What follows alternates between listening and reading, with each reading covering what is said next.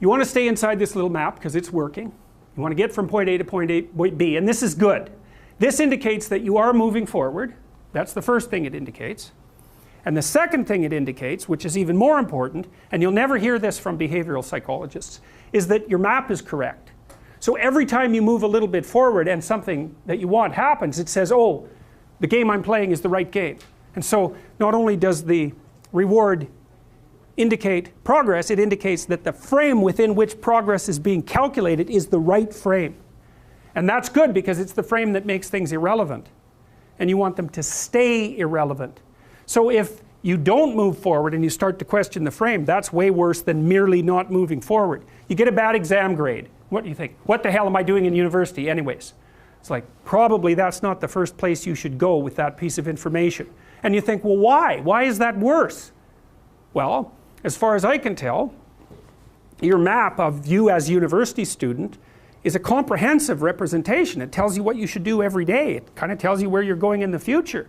And if something emerges as an anomaly, you get a worse grade than you expected, and you blow that whole map, it's like, okay, what have you been doing for the last 4 years? What kind of high school student were you? How clueless are you about how you're arranging your future? What's your identity going to be if you're not going to be a student? Where are you going to end up in 5 years? It's like, so it's like that little grade, that bad grade is like a portal through which snakes can crawl. And that's exactly how you respond to it, especially if you open the door too much. Well, maybe this means that I shouldn't be in university.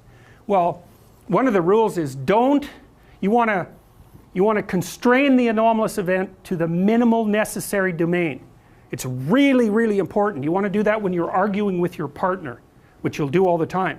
We have an argument. Well, I should never have married you. It's like, no, that's not the first response. That's a bad response. Or here's a really good one.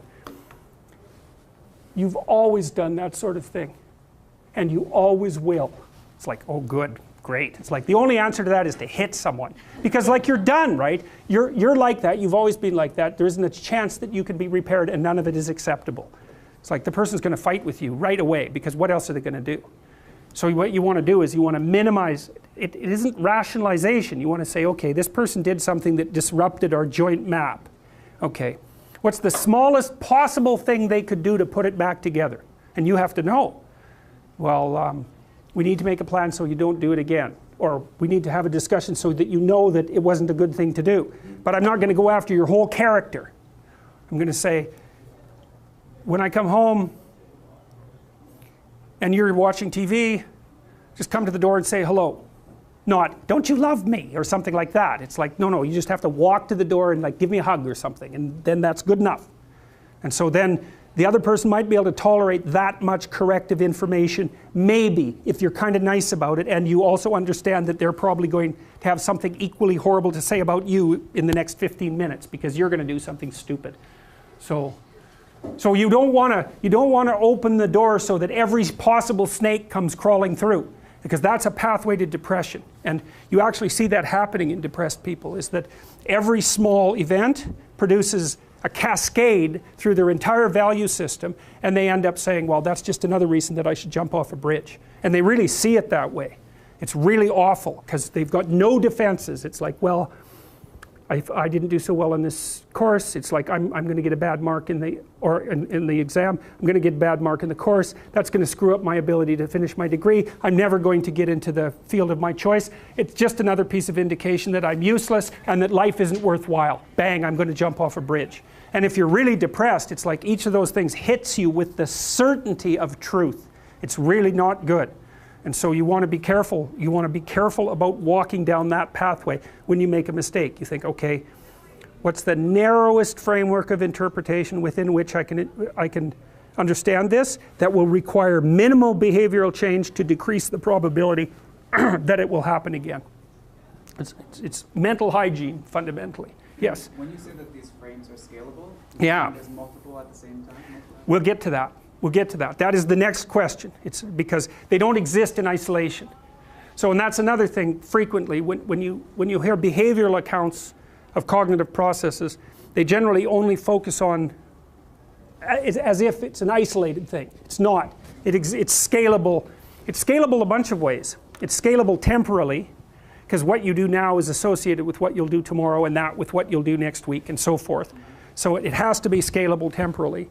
And it's also scalable socially, right? So it has an effect on you, that has an effect on your family, that has an effect on the community, and so forth. And so you don't want to take, it's very difficult to think through the effect of your action on all those scaling levels simultaneously, but you have mechanisms that allow you to do that. And we'll see, I think that the sense of, let's assume that you're not lying to yourself constantly, so your head isn't full of chaos and garbage, and you have reasonable relationships with people in the world.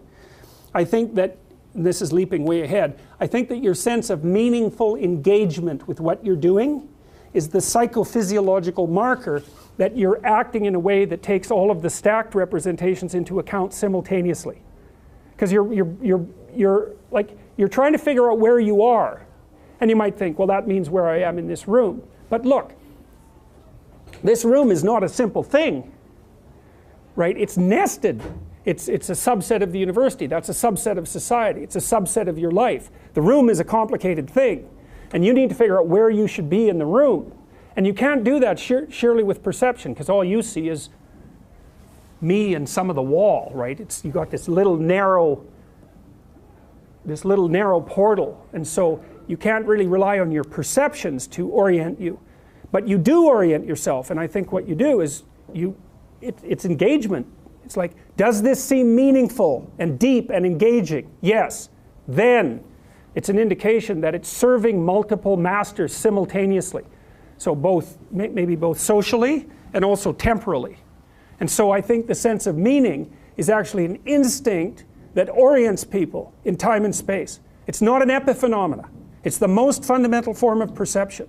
And that's the only optimistic thought that I've ever been able to derive from psychology, is that that actually could be true. It could be that the sense of meaning is an orienting reflex.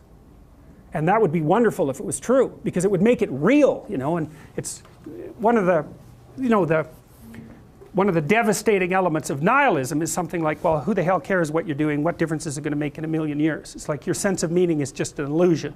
You know, you're a limited creature in a limited place, and nothing you do really matters. It's like, that's a powerful argument, especially if you're an objective materialist and a reductionist. It's a killer argument, but it looks to me like it's wrong.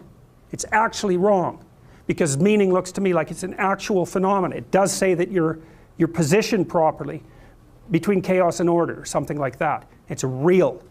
So, well, so we'll see.